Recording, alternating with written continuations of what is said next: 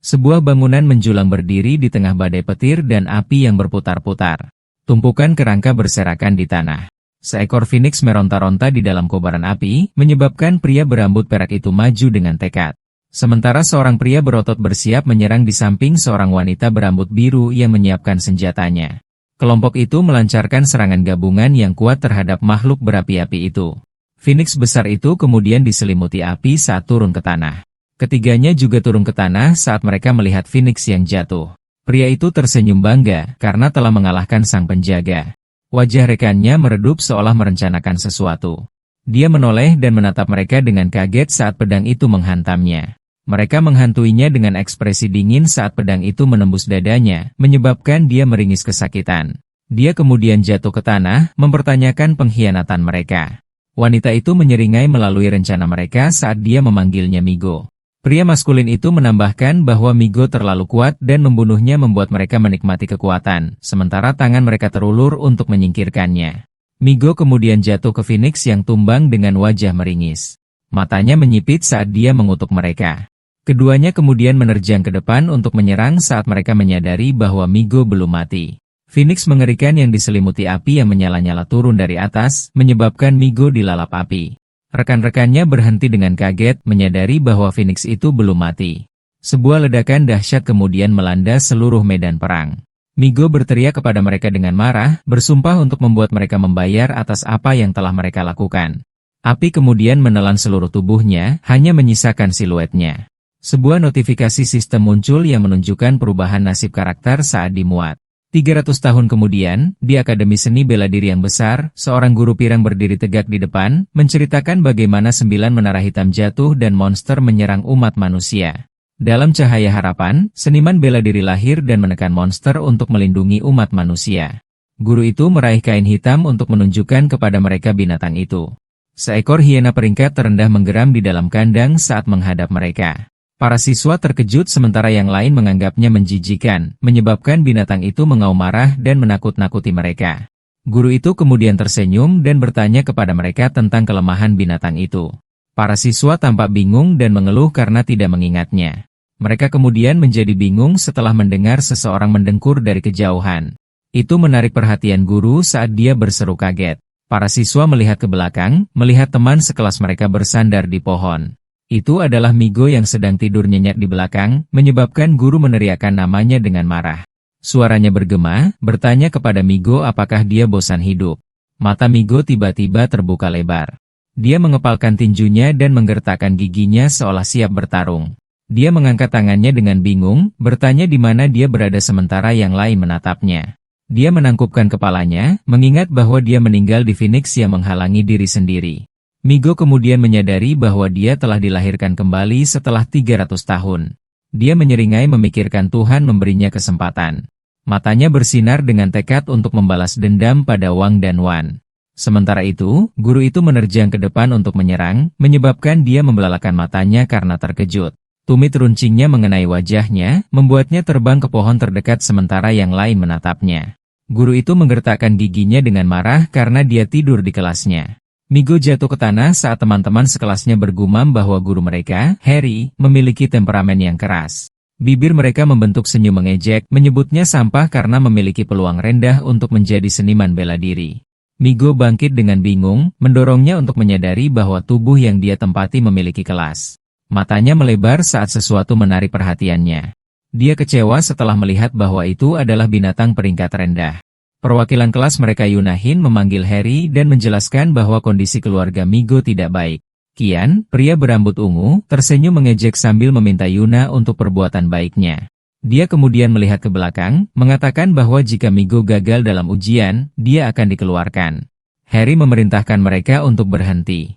Dia kemudian meraih cambuknya dan memberitahu Migo bahwa dia masih muridnya.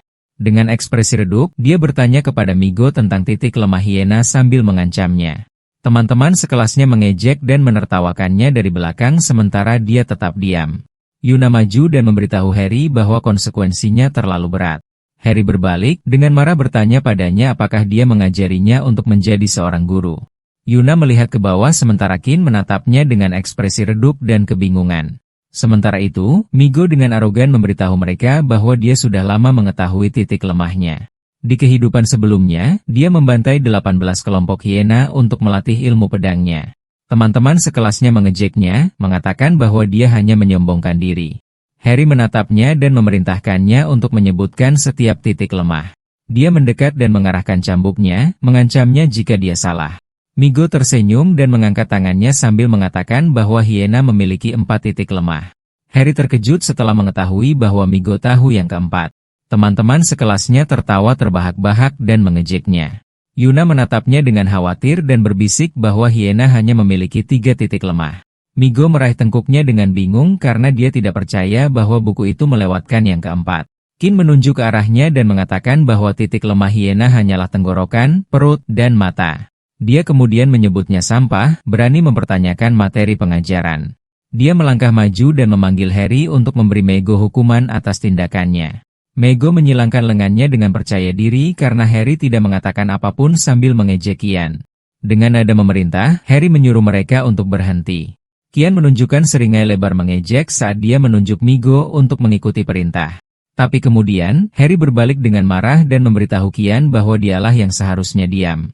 Dia kemudian kembali ke Migo dan bertanya apa titik lemah keempat yang dia sebutkan. Migo tersenyum dan berkata bahwa itu sederhana, tetapi kemudian dia terputus. Hiena itu menatap mereka dengan mata melotot. Kandangnya mulai berguncang sambil menggeram. Migo menyadarinya, berpikir ada sesuatu yang salah dengan anjing itu. Binatang itu tiba-tiba menghancurkan kandang, membuat Harry menoleh kaget. Anjing itu tiba-tiba menerkam ke arah sekelompok siswa, membuat mereka panik dan lari. Ia turun di depan Qian yang terpana di tempat. Dia kemudian bergegas maju dan meraih bahu Yuna untuk dijadikan tameng. Anjing itu kemudian melesat maju untuk melancarkan serangan ke arah Yuna. Ekspresi Harry meredup saat dia memanggil Yuna dengan ketakutan. Yang terakhir mengutuk ketakutan saat rahang menganga anjing itu hampir mengenai kepalanya, sementara sebuah kaki tiba-tiba bergegas maju. Itu adalah Migo yang menyelamatkan dan membawa Yuna keluar dari jangkauan anjing itu. Dia kemudian menggertakkan giginya dan mengarahkan jari-jarinya yang bersinar ke arah anjing itu. Jari-jarinya mengenai kepala anjing itu, menyebabkannya berhenti di udara saat merasakan tekanan. Dia menurunkan Yuna saat anjing itu jatuh ke tanah tak bernyawa. Dia kemudian tersenyum percaya diri, memberitahu semua orang bahwa titik lemah keempat anjing itu adalah alisnya. Migo memandang Yuna dan bertanya apakah dia baik-baik saja, yang dia tegaskan dengan rasa terima kasih. Pipi Yuna memerah, berpikir bahwa dada Migo memberikan keamanan. Migo berdiri di depan anjing tak bernyawa itu, bertanya-tanya mengapa ia bisa menghancurkan kandang meskipun menjadi yang terlemah. Matanya menajam, berpikir bahwa itu agak aneh.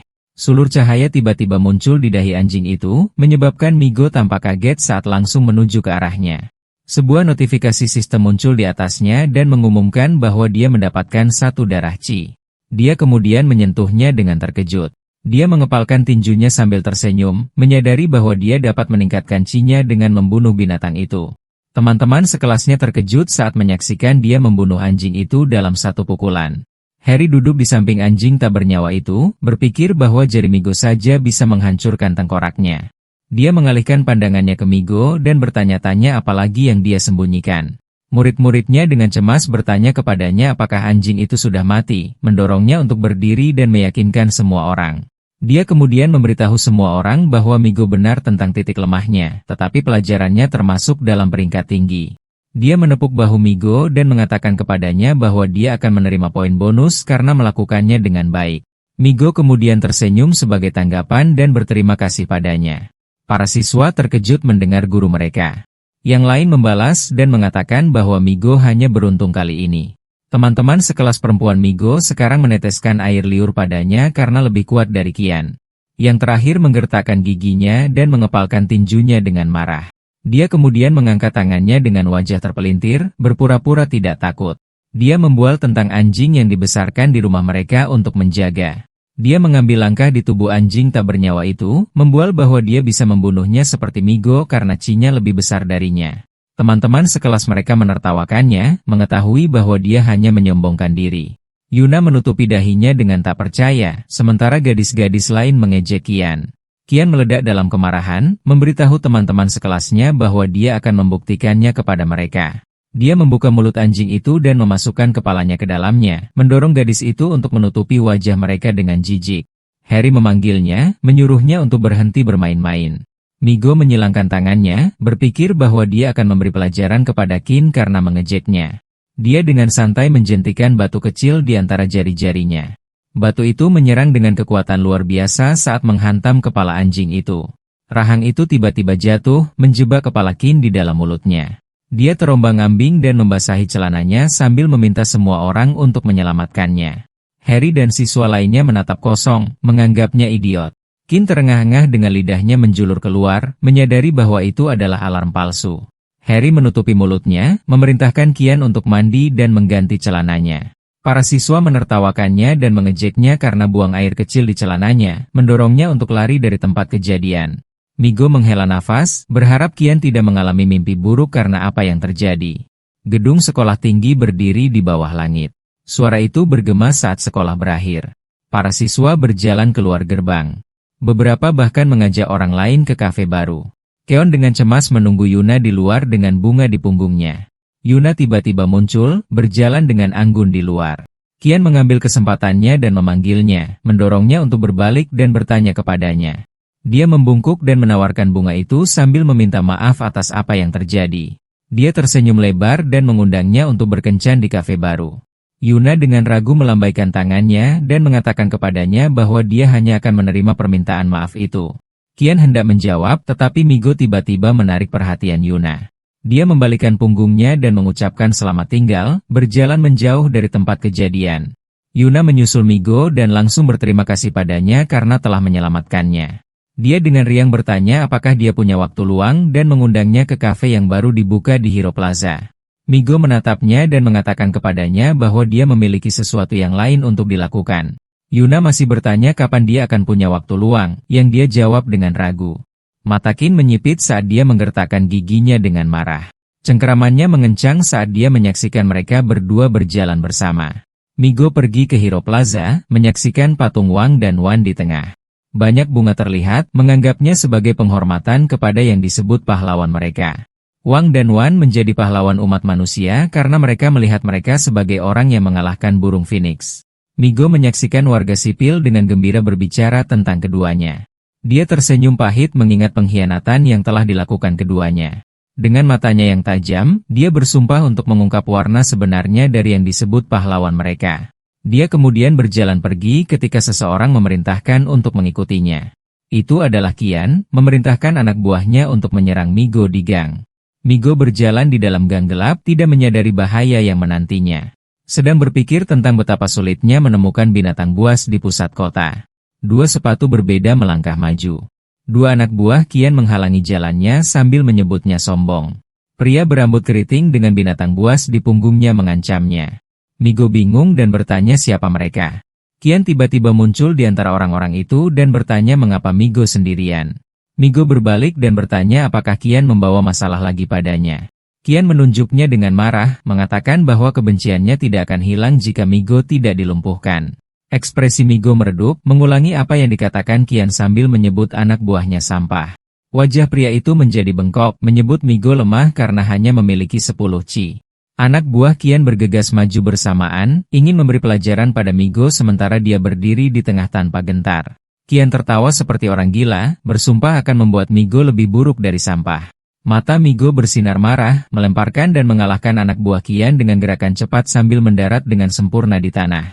Dia kemudian berdiri dengan percaya diri di tengah orang-orang yang kalah. Qian dan pria itu menatapnya dengan wajah bengkok karena mereka tidak percaya apa yang terjadi. Migo mengepalkan tinjunya sambil tersenyum dan memberitahu Qian bahwa anak buahnya tidak bisa melumpuhkannya. Qian dengan gugup menyuruhnya untuk tidak sombong karena dia belum selesai. Dia memerintahkan pria itu untuk melepaskan hiena yang dia ikuti. Pria itu dengan arogan menantang Migo untuk membunuh hiena saat dia melepaskan rantainya. Hiena meraung saat penutup mulutnya jatuh. Mereka langsung melonjak maju untuk mempersiapkan serangan. Qian menyeringai lebar, mengatakan bahwa hiena dilatih secara profesional. Migo berdiri tanpa gentar, tidak mempedulikan hiena yang mendekat. Dia kemudian terkekeh, mengatakan bahwa semua hiena tidak berbeda sambil bersiap untuk menyerang. Dia berlari menuju hiena seolah menyambut mereka. Dia kemudian melompat dan dengan sengaja mengarahkan jarinya ke dahi mereka. Dia mendarat di tanah sementara hiena jatuh tak bernyawa dalam sekejap. Qin terkejut tak percaya, menyaksikan pembunuhan instan lagi. Pria itu terkejut karena dia tahu bahwa Migo masih bukan seniman bela diri, tetapi mengalahkan hiena terkuatnya dalam sekejap. Prompt sistem muncul dan mengumumkan chi tambahan, sementara Migo mengepalkan tinjunya dengan bangga. Qian menyadari betapa kuatnya Migo dan mencoba menyelinap pergi dari tempat kejadian, tetapi kemudian Migo muncul dengan menakutkan di punggungnya, mengatakan kepada Qian bahwa sekarang gilirannya. Qian menjadi khawatir karena dia takut menghadapi Migo. Migo kemudian tiba-tiba menendang bagian pribadinya, menyebabkan dia membelalakan matanya. Qian terlempar dan berteriak sambil memegangi bagian depannya. Pria itu memandang Qian dengan ngeri karena dia tidak percaya apa yang terjadi. Migo kemudian menghadapinya, mengatakan bahwa dia mendengar tentang geng hiena. Dia bertanya apakah pria itu memiliki lebih banyak hiena dan pria itu menjawab dengan ketakutan. Pria itu tiba-tiba meledak, mengatakan kepadanya bahwa geng hiena adalah geng terbesar di Changxi. Migo memerintahkannya untuk diam dan meninjunya langsung di wajah. Dia kemudian memerintahkan pria malang itu untuk membawanya ke geng mereka. Dia meraih kepalanya dan mengancam akan menyiksanya jika dia terus mengoceh. Di kota Changxi, mereka berdua berjalan di atas tempat itu. Pria itu menunjuk ke pintu di depan mereka, mengatakan kepadanya bahwa itu adalah markas mereka. Migo tersenyum dan memerintahkannya untuk pergi sekarang, mendorong pria itu untuk bertanya dengan terkejut. Dengan percaya diri, Migo mengatakan kepadanya bahwa dia akan menemukan bos dan akan mengobrol dengannya. Sementara itu, dua hiena sedang bertempur satu sama lain. Suara keras bergema di ring kecil saat para penjudi bertaruh pada hiena pilihan mereka. Sementara seseorang sedang menonton dari atas, orang tua itu tiba-tiba bertanya kemana saudara ketiga mereka membawa hiena. Asistennya kemudian mengatakan kepadanya bahwa tuan muda mereka ingin memberi pelajaran kepada seorang anak dan membawa mereka ke sana. Alisnya berkerut, mengatakan bahwa saudara ketiga semakin buruk baru-baru ini. Pintu tiba-tiba terbuka saat seseorang menendangnya dari luar. Para penjudi membalikkan punggung mereka dengan terkejut sementara siluet berdiri di belakang asap. Itu menarik perhatian orang tua itu, mendorongnya untuk bertanya siapa itu. Seseorang kemudian mengambil langkah maju. Itu adalah Migo, memperkenalkan dirinya dan bertanya siapa pemimpin geng hiena. Orang tua itu memanggil nama Migo, mengatakan bahwa itu terdengar familiar. Asistennya kemudian mengingatkannya bahwa Migo adalah orang yang dikejar oleh saudara ketiga mereka. Orang tua itu kemudian mengisap rokoknya, berpikir bahwa itu memang dia. Dia kemudian bertanya kepada Migo mengapa dia sendirian dan di mana saudara ketiga mereka. Migo tersenyum percaya diri saat dia menyadari bahwa orang tua itu adalah pemimpin geng. Migo menyeringai mengatakan bahwa orang tua itu salah karena dia tidak bisa ditangkap dan datang ke sana sendiri. Orang tua itu bereaksi dengan bingung, bertanya kepada Migo mengapa. Migo menunjuknya, mengatakan bahwa dia ingin membantu mereka membunuh hiena. Dia mengungkapkan bahwa perkelahian hewan pribadi dilarang dan menawarkan untuk membantu mereka membersihkan bukti. Anggota geng mengejeknya, mengatakan bahwa dia datang untuk mencari pukulan. Para anggota tertawa, bertanya dari mana dia mendapatkan keberanian untuk membunuh semua hiena. Orang tua itu kemudian mengutuk dan memerintahkan para anggotanya untuk melumpuhkan kaki Migo dan mengusirnya. Para anggota menjawab dengan senang hati saat mereka menyiapkan tongkat mereka untuk menyerang. Mereka kemudian melonjak ke arah Migo, mengarahkan senjata mereka sementara dia berdiri tanpa gentar. Pertarungan kemudian dimulai saat orang tua itu membalikkan punggungnya saat dia mengatakan Migo hanya membuang-buang waktunya. Anggota gengnya terlempar ke seluruh tempat, menyebabkan dia berhenti dengan kaget. Dia kemudian berbalik dengan terkejut dan bertanya apa yang terjadi. Migo mengepalkan tinjunya, mengatakan bahwa dia hanya datang untuk membantu mereka tetapi mereka membalas. Para anggota sekarang ketakutan saat mereka menyadari bahwa Migo kuat meskipun menjadi seorang siswa. Rokok itu kemudian jatuh ke tanah dan diinjak oleh orang tua itu. Matanya menjadi tajam saat dia dengan arogan menyuruh Migo untuk membunuh semua hiena. Dengan wajah bengkok, dia memerintahkan mereka untuk melepaskan semua hiena. Para anggota terkejut saat hiena berjalan maju, sementara yang lain bersorak untuk KAI, orang tua dan hiena. Binatang buas itu menerjang ke arah Migo yang percaya diri. Matanya bersinar dengan tekad.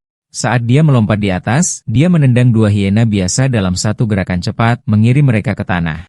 Para penonton tercengang saat mereka menyaksikan pembunuhan instan dari Migo. Energi merah langsung menuju Migo saat dia mendapatkan kios lain dari para hiena tak bernyawa. Asisten itu dengan cemas bertanya kepada KAI apa rencana mereka, mendorong KAI mengutuk dengan marah saat dia memerintahkan mereka untuk melepaskan semua hiena. Para anggota bergegas maju saat mereka mengikuti permintaannya. Kandang terbuka dan semua hiena langsung mengepung Migo. Yang terakhir menyeringai percaya diri karena akhirnya menjadi menarik. Semenit kemudian, dia bertarung melawan sekawanan hiena dengan teknik mengalahkan anjingnya. Beberapa menit lagi telah berlalu. Dia masih bertarung melawan para hiena dan melemparkan mereka ke udara. Setengah jam kemudian, para hiena sekarang ketakutan dan mencoba melarikan diri, tetapi dia mengejar mereka. Rahang KAI menganga saat dia menyaksikan bagaimana Migo mengalahkan semuanya. Prom sistem muncul menunjukkan Cinya yang meningkat saat dia berdiri dengan bangga di tengah-tengah hiena yang kalah. Dia kemudian menginjak kepalanya sementara para penonton tercengang. Migo dengan arogan bertanya apakah ini akhirnya karena dia baru saja melakukan pemanasan. Dia menyeringai dan memerintahkan KAI untuk melepaskan lebih banyak hiena untuknya. KAI menjadi sangat marah, mengatakan kepadanya untuk tidak sombong karena dia bisa mengalahkannya dengan anak buahnya. Dia kemudian menunjuk jarinya dan memerintahkan mereka untuk melawan Migo bersama-sama. Setelah beberapa saat hening, tidak ada yang keluar. Dia kemudian berbalik dengan bingung, bertanya di mana mereka. Anak buahnya kemudian melarikan diri dari pertempuran, mengatakan bahwa mereka tidak bodoh untuk melawan monster. Tai mengutuk mereka dengan marah karena pengkhianatan terang-terangan mereka. Migo tiba-tiba muncul di punggungnya, menyebabkan dia berkeringat ketakutan. Dia terkejut dan bertanya apa yang ingin Migo lakukan. Yang terakhir tersenyum dan bertanya kepadanya di mana dia bisa mendapatkan lebih banyak hiena dan binatang buas lainnya. KAI menunjuknya dengan marah, mengatakan bahwa dia tidak akan mengungkapkan bahkan jika dia mati. Migo menyeringai mengancam sambil mengepalkan tangannya. Tiba-tiba, ledakan kacau energi gelap meledak keluar. Setelah memar, KAI mengungkapkan bahwa mereka membeli hiena di Eclipse Arena. Mata Migo menyipit, mengingat dia sering pergi ke sana di masa lalu. Dia kemudian bertanya kapan arena dibuka dan siapa bos mereka. KAI mengatakan kepadanya bahwa itu buka setiap akhir pekan dan dia tidak tahu siapa bosnya. Migo kemudian membungkuk ke depan sambil menepuk pundaknya, mengatakan bahwa KAI akan membawanya ke sana. KAI terkejut saat dia mengulangi apa yang dikatakan Migo. Migo berbalik dan bertanya apakah dia tidak bersedia, di mana KAI dengan ragu mengatakan bahwa itu hanya untuk anggota. Migo dengan dingin mengungkapkan bahwa KAI memiliki luka selama lebih dari 10 tahun, menyebabkan KAI bertanya dengan kaget. Dia kemudian dengan percaya diri mengatakan kepada KAI bahwa dia tahu cara menyembuhkannya. Migo memerintahkan KAI untuk menyiapkan barang-barang yang dia butuhkan, mendorong KAI untuk menunjuknya dengan kaget karena dia tahu bahwa itu adalah bahan yang digunakan para alkemis. Anak buah KAI juga melihat mereka dengan kaget karena mereka tahu alkemis itu langka karena mereka dapat membuat ramuan yang mengubah manusia normal menjadi seniman bela diri. KAI kemudian menduga bahwa Migo adalah seorang alkemis, tetapi dia sedikit bingung. Migo kemudian menindaklanjuti bahwa dia hanya akan memberi KAI 1 menit untuk mengumpulkan semuanya, mendorong KAI untuk tiba-tiba bergegas dan menyiapkan semua yang dia butuhkan. KAI menyeringai lebar, berpikir bahwa keberuntungannya mungkin berubah jika dia memiliki Migo yang mendukungnya. Di dalam ruangan yang bersih, mereka berdua berdiri berhadap-hadapan dengan bahan-bahan di atas meja. KAI dengan senang hati mengatakan kepadanya bahwa dia menyiapkan semua hal yang dikatakan Migo. Yang terakhir menjawab sambil memeriksa bahan tersebut. Dia kemudian mengetuk meja dan memerintahkan bahan-bahan itu untuk naik. Energi biru terbentuk di atasnya saat dia melantunkan formula reaksi. Rahang KAI menganga karena dia tahu bahwa hanya seorang alkemis yang bisa mempelajari formula itu. Dia menyeringai lebar, tahu bahwa dia bisa kaya dengan alkemis itu. Cairan biru terbentuk di tangan Migo, mendorongnya untuk tersenyum dengan sukses. KAI menunjuk ke cairan biru yang berada di atas telapak tangan Migo, bertanya apakah itu obatnya. Migo kemudian meregangkan tubuhnya, mengatakan bahwa sudah lama sejak dia membuat cairan pemulihan tingkat 3. KAI tampak kaget, tahu bahwa obat tingkat 3 bernilai 1000 emas. Migo memerintahkannya untuk membuka mulut saat dia menunjuk jarinya, mendorong KAI untuk membuka mulutnya. Obat itu langsung masuk ke mulutnya, menelannya. Dia kemudian melihat tangannya sambil bersinar dalam energi biru. Matanya membelalak bahagia sambil memegangi tubuhnya saat lukanya langsung sembuh. KAI kemudian berlutut, bersumpah untuk melakukan semua yang Migo minta untuk membalas apa yang telah dia lakukan. Migo dengan berani mengatakan kepadanya bahwa dia tidak harus melakukan semua itu. Dia kemudian berjalan pergi dan menyuruhnya untuk membiarkannya memasuki arena akhir pekan ini. Kai tiba-tiba mengikutinya dan bertanya apakah dia bisa mengirimnya. Sementara itu, di pasar yang ramai, suara seseorang bergema saat berjualan. Seorang gadis dengan kuncir dengan gembira menjual sate tikus. Seorang pria tua kemudian bertanya kepada gadis bernama Yuri, apakah kakak laki-lakinya belum kembali. Dia kemudian menjawab bahwa dia tidak tahu sambil sibuk berjualan. Pembeli kemudian mengejek kakaknya, Migo. Dia dengan marah mencuri sate tikus dan menyuruh pembeli untuk diam. Pembeli itu melambaikan tangannya, mengatakan bahwa dia hanya bercanda. Saat Yuri sangat marah, seorang pria tiba-tiba mendorong pembeli itu dengan marah, menyebabkan Yuri menjadi khawatir. Pria itu dengan anak buahnya kemudian meminta biaya posisi warung kepada Yuri. Yuri terkejut dan mengatakan kepada mereka bahwa dia sudah membayar lebih awal untuk bulan ini. Pria itu mengakui bahwa mereka harus membayar 3 kali sebulan tetapi memberi mereka diskon karena Migo. Yuri takut, meminta beberapa hari lagi karena dia tidak punya uang. Pria itu menghantuinya, mengatakan bahwa mereka tidak bisa melakukan itu. Dia kemudian meraih bahunya dan memintanya untuk membayar dengan tubuhnya. Pria tua itu menawarkan untuk meminjamkan sejumlah uang kepada Yuri, tetapi pria itu tiba-tiba menendang perutnya dan menyuruhnya untuk tidak ikut campur. Pria tua itu jatuh ke tanah menyebabkan Yuri memanggilnya dengan cemas. Para penonton takut saat mereka menyaksikan adegan itu. Pria itu menyentuh rambut Yuri dan menyuruhnya untuk ikut dengannya dengan patuh. Yuri membalas, mengatakan bahwa dia lebih baik mati daripada bersama mereka. Pria itu menyeringai gila dan mengangkat tangannya, mendorong Yuri untuk berteriak ngeri. Sebuah tongkat runcing tiba-tiba melesat lewat, melemparkan tangan pria itu ke belakang saat menembusnya. Dia lalu berteriak kesakitan sambil memegangi tangannya. Yuri menoleh dan melihat orang di belakangnya. Itu Migo yang sedang makan sate sambil lega dia datang tepat waktu. Orang itu panik dan menyuruh anak buahnya untuk segera mencabut sate di tangannya. Mereka menyadari bahwa satenya sangat dalam sementara orang itu berubah ungu kesakitan. Para penonton terkejut, mengatakan bahwa dia tiba-tiba menjadi kuat. Yuri memanggil kakak laki-lakinya sementara Migo dengan percaya diri menyuruhnya untuk tidak berterima kasih padanya. Dia kemudian melompat dengan riang dan bertanya mengapa dia harus berterima kasih padanya. Yuri tiba-tiba memeriksa tubuhnya, bingung mengapa dia tiba-tiba menjadi kuat. Migo pura-pura batuk dan menyuruh Yuri untuk tidak bersemangat karena dia masih bukan seorang seniman bela diri. Mata Yuri berkaca-kaca, berpikir bahwa dia belum menjadi seniman bela diri. Orang itu berdiri dan mengutuk Migo karena sombong, mendorong mereka untuk melihatnya. Orang itu pulih, bersemangat untuk memberi pelajaran pada Migo. Yuri panik dan menyuruh kakaknya untuk melarikan diri karena dia bukan tandingan mereka. Wajah orang itu menjadi bengkok dan menyuruh anak buahnya untuk menghentikan Migo. Para anak buah dengan cepat bergegas maju dan mengepung saudara kandung itu. Orang itu menyeringai lebar dan mengancam Migo sambil memegang belati. Yuri tiba-tiba melindungi Migo, mengatakan bahwa dia akan ikut dengan mereka. Mata orang itu menjadi tajam, mengatakan bahwa sudah terlambat. Dia kemudian tersenyum lebar, mengatakan bahwa dia tidak akan membunuh Migo. Dia menjilat pisau itu dengan maniak, menceritakan rencananya yang mengerikan. Tinju Migo tiba-tiba melonjak ke arah wajahnya, membuatnya terbang di udara saat dia meringis kesakitan. Dua anak buahnya terkejut, menyaksikan kakak laki-laki mereka dikalahkan. Mata Migo bersinar marah, mengancam para berandal di depannya. Yuri bertanya kepadanya dengan bingung karena dia tahu dia bukan seorang seniman bela diri. Migo tersenyum dan mengatakan kepadanya bahwa dia tidak jauh untuk menjadi salah satunya. Dia membelai kepalanya sambil meminta maaf dan bersumpah bahwa dia akan melindunginya. Mata Yuri menjadi berkaca-kaca saat dia tersenyum dan mengakuinya. Orang itu pulih dan duduk, mengeluh tentang wajahnya yang tampan. Karena marah, dia memerintahkan anak buahnya untuk membunuh Migo. Keduanya kemudian menjulang di atas Migo, bertanya bagaimana dia ingin mati. Migo menyeringai arogan dan menyebut mereka badut belaka. Dalam gerakan cepat, keduanya sekarang terbaring di tanah, menyebabkan tuan mereka membelalakan matanya. Mata Migo bersinar marah saat dia mengepalkan tinjunya. Dia berdiri di depan orang itu, mengatakan bahwa sekarang gilirannya. Orang itu dengan percaya diri mengatakan kepadanya bahwa geng hiena mendukungnya, mendorong Yuri untuk menghentikan kakak laki-lakinya karena mereka tidak dapat memprovokasi mereka. Para penonton tiba-tiba bergegas ke arah mereka sambil juga menghentikannya. Migo menyisihkan mereka dan bertanya kepada orang itu apakah bosnya benar-benar KAI. Orang itu menyeringai lebar dan dengan arogan bertanya apakah Migo menyesalinya sekarang.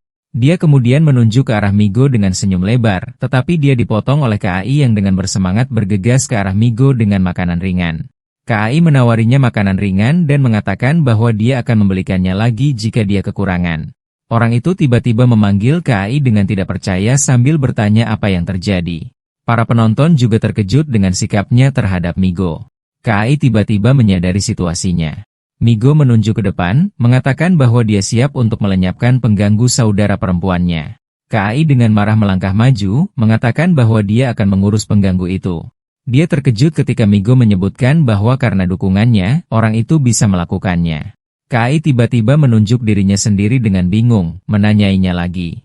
Dia bergegas ke arah Migo dengan gugup, memintanya untuk mendengarkan penjelasannya. Orang itu menyela dan memperkenalkan dirinya sebagai Goro, pemimpin geng anjing kedua. Dia bergegas memeluk kaki KAI dan memohon untuk mengampuninya. Matanya menjadi tajam dalam kesadaran mendadak bahwa Migo memiliki hubungan dengan KAI. Warga sipil terkejut mendengar kenaikan biaya. Mereka semua melihat ke arah Migo sambil ingin meminta bantuannya. Goro tersenyum lebar menanyakan pendapat KAI.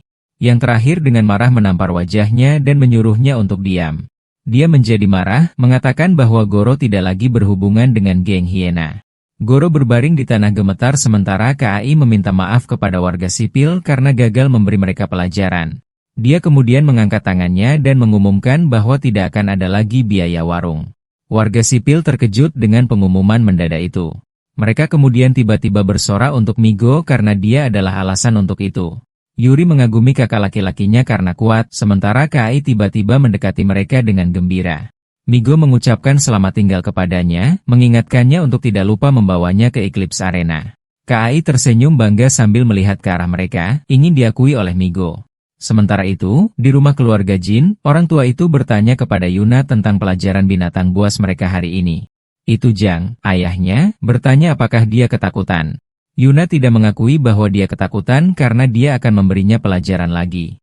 Dia kemudian menambahkan bahwa pelajaran itu hanya membawa binatang buas peringkat terendah.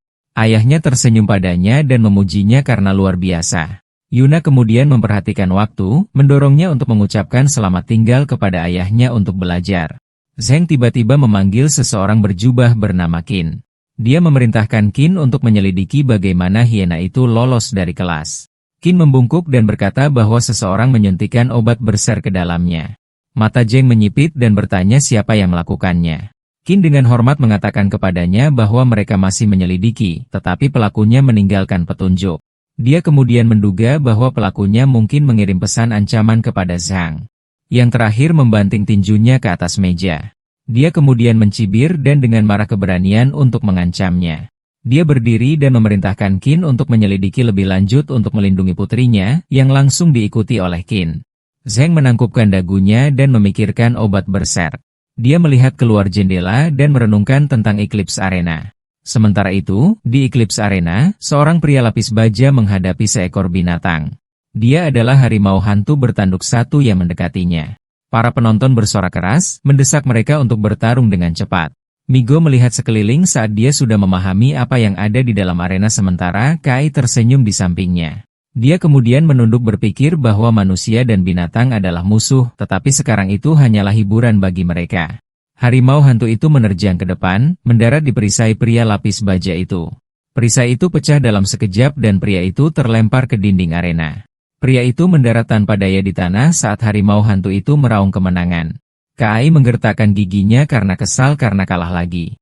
Migo tiba-tiba bertanya kepadanya dengan rasa ingin tahu apakah ada batasan untuk memasuki arena.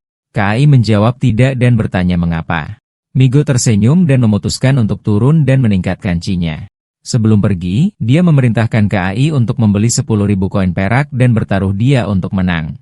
Dia kemudian melompat ke dalam arena menyebabkan KAI panik. Di balkon ruang VIP, Yuna menonton dengan bosan saat dia kalah lagi. Ayahnya mengatakan kepadanya bahwa tidak apa-apa, menambahkan bahwa 1.000 koin perak hanyalah sedikit. Dia menjatuhkan 100 koin emasnya dan menyuruh Yuna untuk bermain. Dia kemudian tersenyum dan berterima kasih kepada ayahnya untuk itu. Zheng awalnya berencana untuk bermain di arena tetapi Yuna bersikeras untuk datang. Dia kemudian bertanya tentang Migo, menyebabkan Yuna terkejut. Dia memutar rambutnya dan mengatakan kepada ayahnya bahwa Migo membantunya sebelumnya.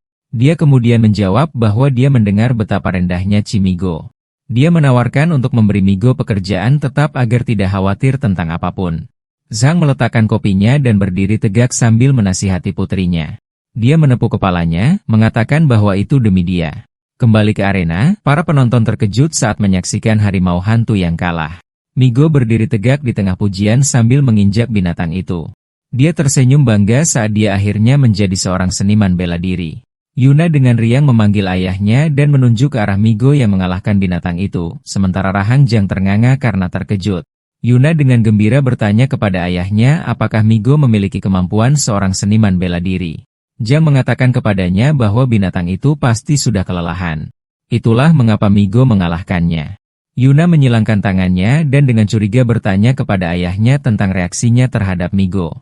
Ayahnya meragukan bahwa Migo tidak bisa menjadi seorang seniman bela diri sementara Yuna merajuk di sisinya. Dia kemudian tersenyum dan melihat ke arah Migo, mengatakan bahwa dia kuat. Para pekerja kemudian menyeret binatang yang jatuh itu menjauh darinya. Migo menyeringai dan bertanya apakah masih ada binatang yang lebih kuat. Sementara itu, seorang pria sedang makan makanannya. Dia hendak menggigit tetapi tiba-tiba, asistennya memanggilnya, Lord Theon, dan menceritakan tentang Migo. Theon menyeka bibirnya dan bertanya tentang pembuat onar sebelumnya. Asisten itu mengatakan kepadanya bahwa itu telah tercabik-cabik. Dia kemudian memerintahkannya untuk segera mengatur segalanya. Asisten itu membungkuk dan langsung mengikuti. Kembali di arena, KAI menyemangati Migo dan mengatakan kepadanya betapa hebatnya dia. Migo kemudian menyuruhnya untuk mengoperkannya tetapi dia bingung tentang itu. Dia dengan santai meminta uang karena dia memerintahkannya untuk bertaruh 10.000 koin perak. Wajah KAI berubah ungu dan langsung panik sambil mengatakan kepadanya bahwa dia lupa. Migo dengan mata mematikan memintanya untuk mengulangi sekali lagi.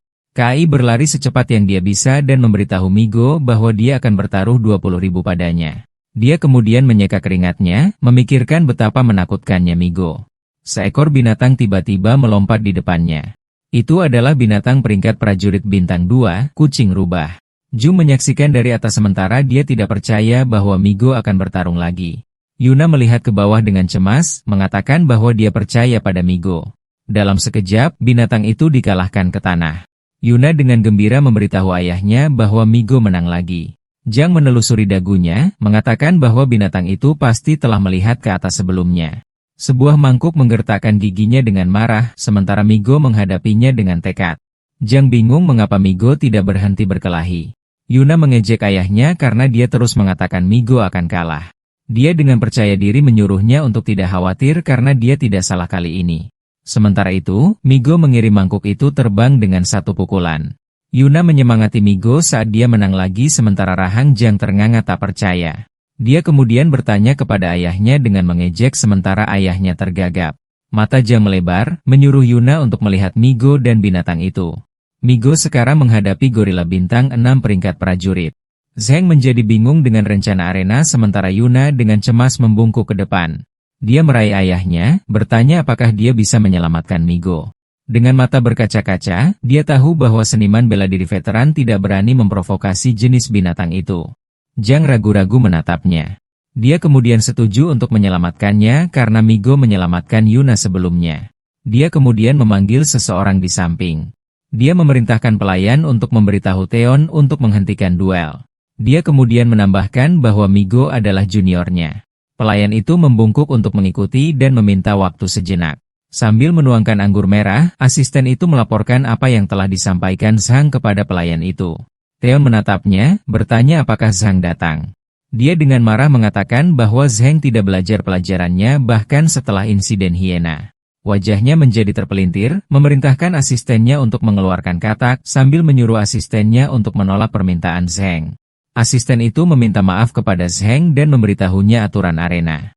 Dia menambahkan bahwa ada banyak orang yang menonton dan Jiang tidak bisa ikut campur. Yang terakhir melihat putrinya, mengatakan bahwa dia tidak bisa membantu. Dia meraih bahunya, mengungkapkan bahwa Migo hanya bisa mengandalkan dirinya sendiri. Asisten itu melangkah maju saat dia akan mengatakan sesuatu. Dengan wajah bengis, dia menyampaikan pesan kepada Zhang, memberitahukan bahwa itu bukan hiena yang mengamuk lagi. Zhang terkejut mendengarnya. Dia sudah menduga bahwa itu dilakukan oleh master kedua, Edward. Alisnya berkerut, mengatakan bahwa dia akan membuat Edward membayar. Yuna dengan rasa ingin tahu bertanya kepada ayahnya apa yang terjadi. Zheng memaksakan senyum, mengatakan bahwa dia lelah sambil memikirkan cara untuk melindunginya. Sementara itu, Kai ingin all out dan bertaruh pada Migo sementara anak buahnya menghentikannya. Dengan gigi terkatup, dia mengatakan kepada mereka bahwa ini adalah sekarang atau tidak sama sekali. Dia kemudian memasukkan kartu sementara anak buahnya menangis di belakang. Para penonton berpikir bahwa Kai sudah gila. Gorila itu dengan ganas menerjang ke arah Migo.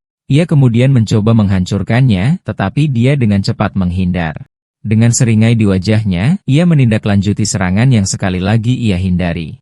Gorila itu melempar pukulan, tetapi Migo melompat maju untuk menghindar. Dia kemudian menciptakan jarak di antara mereka. Dia menyeka bibirnya, berpikir bahwa akan sulit baginya untuk tidak menggunakan keterampilan. Gorila itu berdiri sementara tangan Migo bersinar saat dia mencoba menggunakan keahliannya. Dia menyeringai dengan pedang di tangannya, ingin menguji keahliannya pada gorila.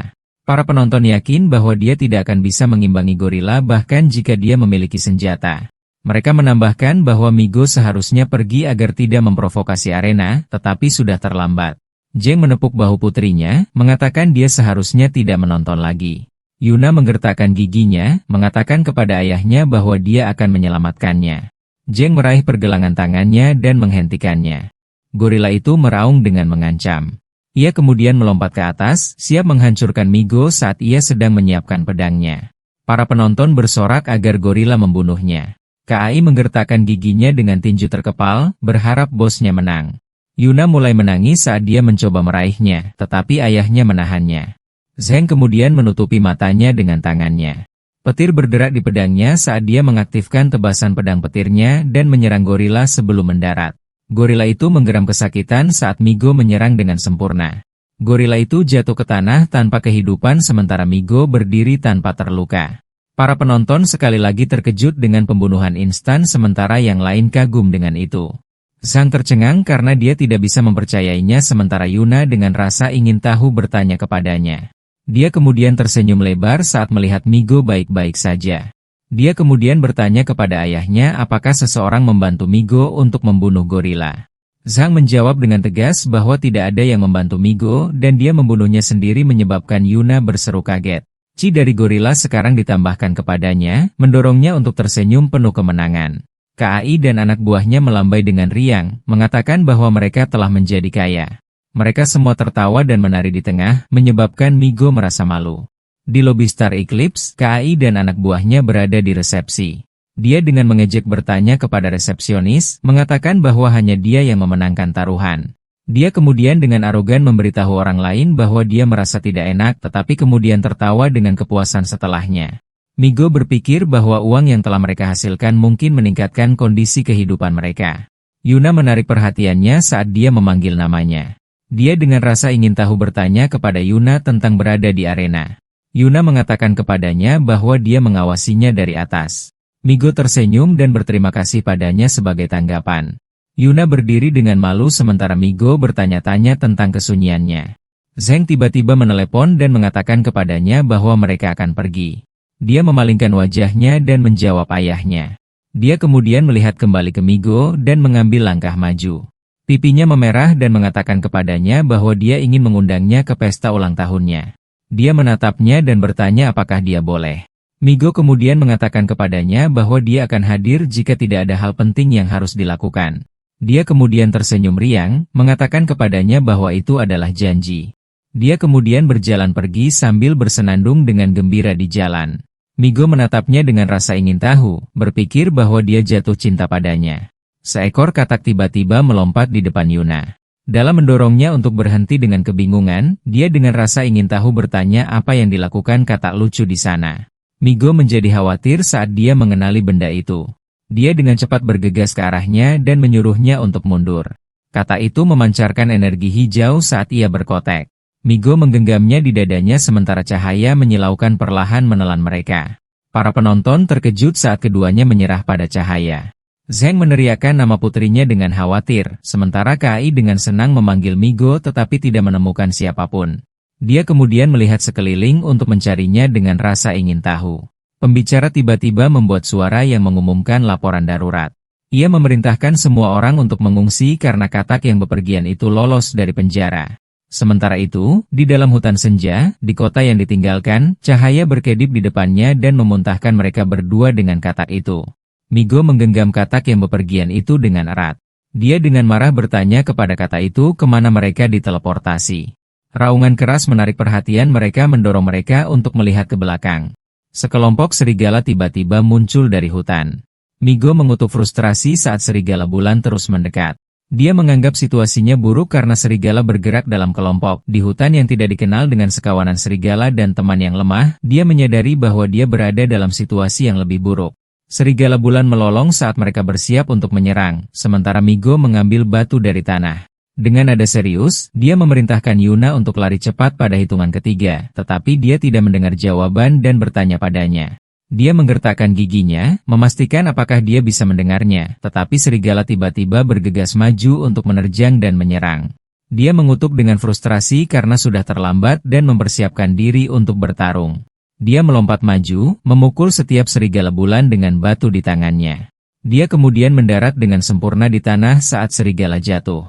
Dia kemudian merasa aneh bahwa serigala bulan tidak agresif. Yuna tiba-tiba memanggilnya, tetapi dia menepisnya.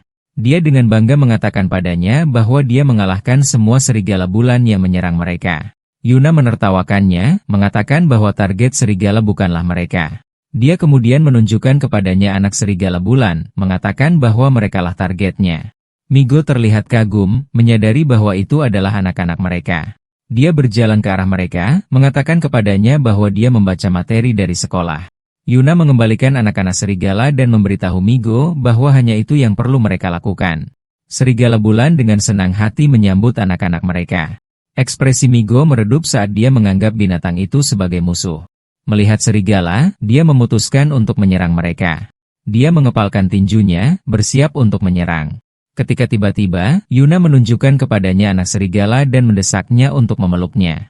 Dia terkejut saat dia menolaknya. Yuna dengan paksa memberikan anak serigala itu, membuat Migo panik dan berteriak. Anak serigala yang sedang tidur sekarang berada di tangannya. Pipinya memerah saat dia menyadari bahwa itu memang lucu. Migo memperhatikan bahwa binatang buas itu memiliki emosi dan nilai-nilai keluarga. Dia melihat mereka, bertanya-tanya apakah dia akan membunuh binatang buas itu. Serigala menawarkan mereka seekor kelinci mati. Kemudian ia mengaum seolah mengatakan sesuatu. Yuna kemudian memberitahu Migo bahwa serigala menunjukkan kebaikan karena mereka mengembalikan anak-anak serigala itu. Migo mengambil kelinci itu dan berterima kasih kepada serigala sambil berpikir bahwa mereka memiliki rasa terima kasih. Rumput bergerak, membuat Migo melihat ke belakang dengan cemas. Itu adalah seorang pemburu yang membidikan senjatanya pada mereka. Migo menyuruh semua orang untuk berhati-hati saat dia mulai bergerak. Serigala itu melindunginya dari peluru, menyebabkan dia membeku karena terkejut. Kemudian ia jatuh tak bernyawa di tanah sementara keduanya berdiri dengan kaget. Yuna mengulurkan tangan ke serigala karena dia tidak bisa mempercayainya, tetapi Migo bergegas menghampirinya dan memeluknya untuk turun. Mereka berdua mendarat di tanah saat sekelompok peluru api melesat dari atas. Sebuah ledakan besar terjadi sementara para pemburu terus menembak. Serigala bulan meraung dan melindungi anak-anak serigala itu. Mereka kemudian melesat maju untuk menyerang seorang pemburu, tetapi para pembunuh muncul. Mereka kemudian menebas mereka dengan kasar dan mengejek mereka karena bertingkah arogan sementara serigala jatuh tak bernyawa. Yuna menangkup wajahnya dan bertanya apa yang sedang terjadi. Mereka mengendap-endap dan mengetahui bahwa semua serigala telah mati, tetapi anak-anak serigala itu tidak terluka. Yuna terkejut karena dia tidak bisa mempercayai apa yang dia lihat. Para pemburu maju selangkah. Mereka dengan senang hati mengumpulkan semua jarahan dan anak-anak serigala itu. Mata Yuna berkaca-kaca karena marah saat dia mengutuk mereka. Dia hendak melangkah keluar ketika Migo menariknya masuk. Dia kemudian menghadap Migo dan memberitahunya apa yang mereka lakukan, tetapi Migo menolaknya sambil mengatakan bahwa manusia dan binatang buas adalah musuh. Yuna membalas, mengatakan bahwa serigala bulan bersikap ramah kepada mereka. Migo melihat ke bawah dan mengatakan kepadanya bahwa itu masih binatang buas dan mereka adalah manusia. Yuna hancur tetapi memilih untuk mengisolasi diri. Migo memegang tangannya dan memutuskan untuk mengikuti para pemburu untuk menemukan jalan kembali. Pemburu botak itu memperhatikan mereka berdua dan bertanya tentang keberadaan mereka. Bawahannya kemudian menunjuk ke arah mereka berdua. Migo mengatakan kepada mereka bahwa mereka berasal dari Akademi Seni Bela Diri dan secara tidak sengaja berteleportasi. Para pemburu melihat mereka, mengulangi apa yang dikatakan Migo. Wajah pemburu botak itu menjadi bengkok, mengatakan bahwa mereka berdua adalah makanan di alam liar. Dia kemudian memerintahkan bawahannya untuk menangkap mereka hidup-hidup. Para pemburu mengepung mereka sambil dengan terang-terangan mengatakan fantasi mereka tentang Yuna. Yuna menjadi takut dan bertanya apa yang mereka coba lakukan. Mata Migo menajam saat dia memperingatkan para pemburu untuk tidak melakukan sesuatu yang bodoh. Pemburu itu menerjang ke arahnya dengan senapan di tangannya. Migo memblokirnya dengan satu tangan. Dia kemudian menatap pemburu itu dengan seksama. Wajah pemburu itu menjadi bengkok karena ngeri. Sementara Migo melayangkan pukulan kuat di wajahnya, mengirimnya terbang ke hutan. Migo berdiri dengan tinju terkepal, mengatakan bahwa dia merasa lebih baik sekarang.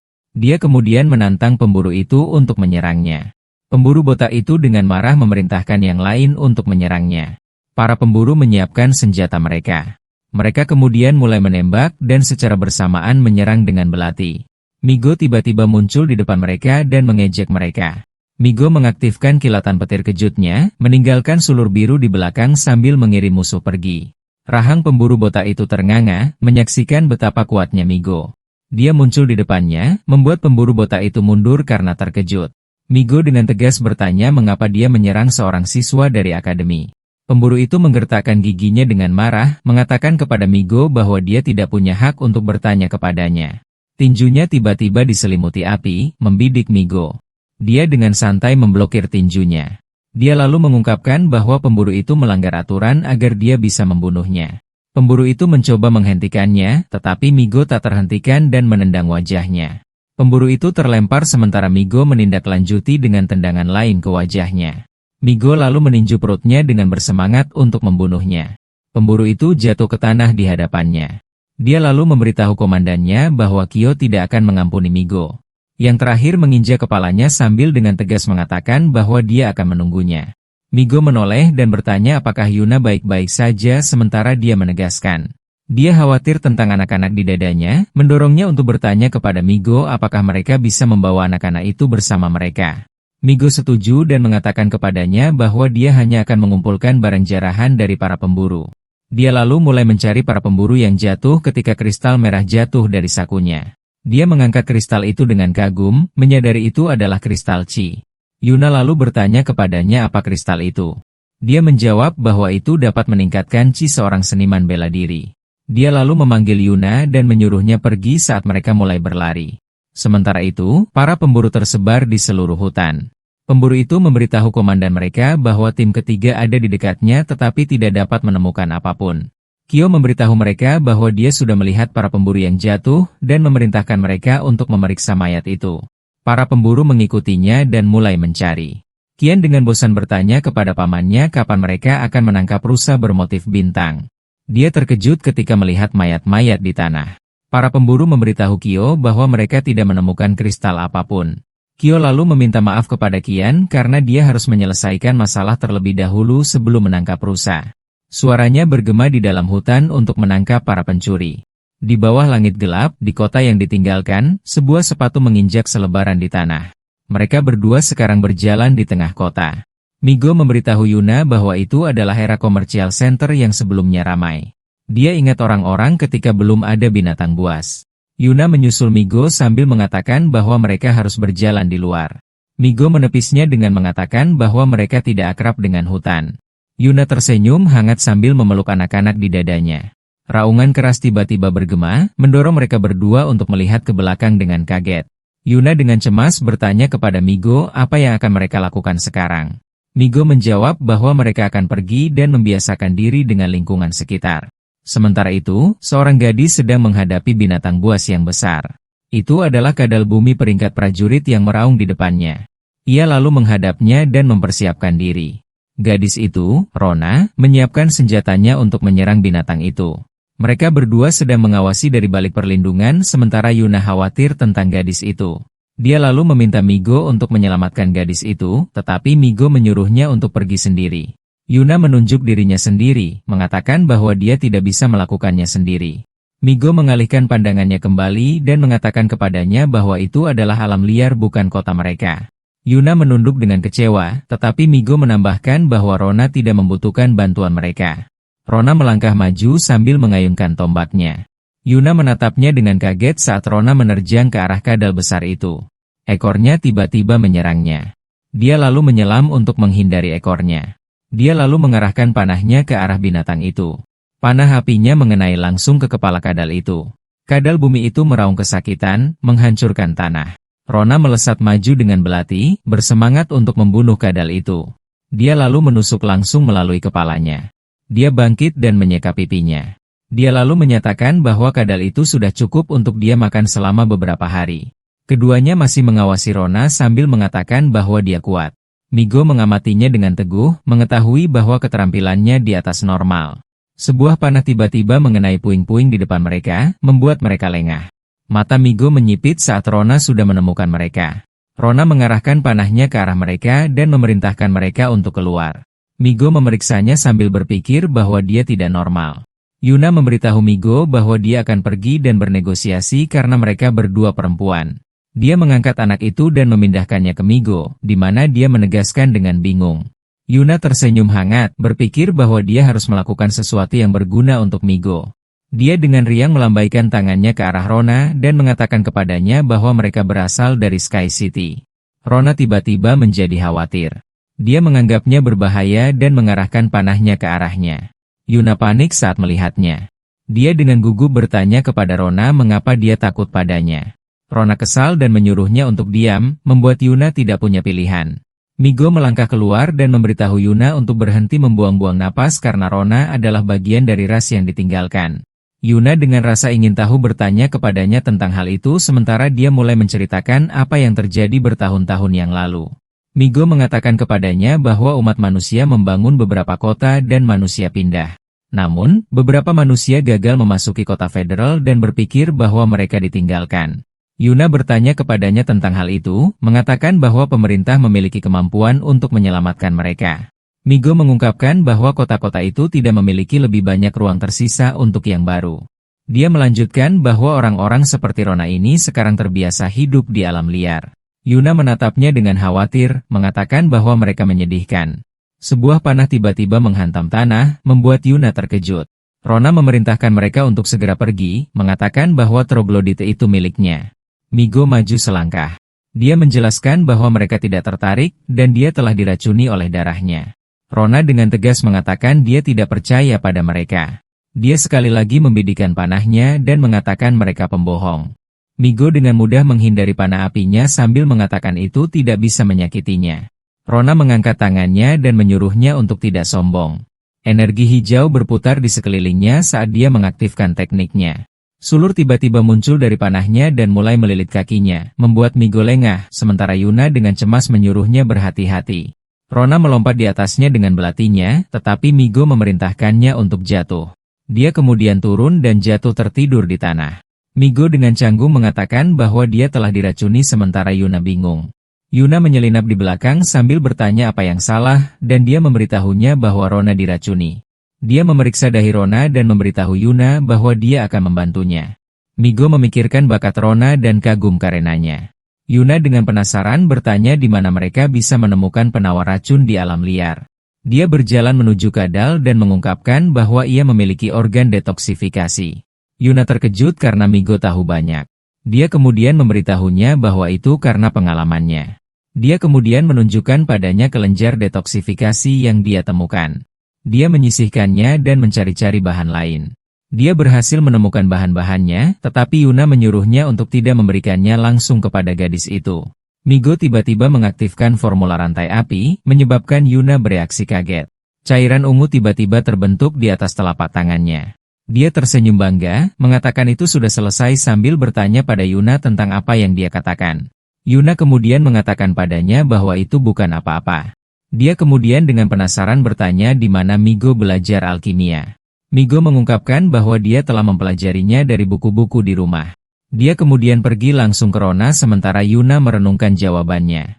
Dia kemudian mentransfer cairan ungu ke mulut Rona.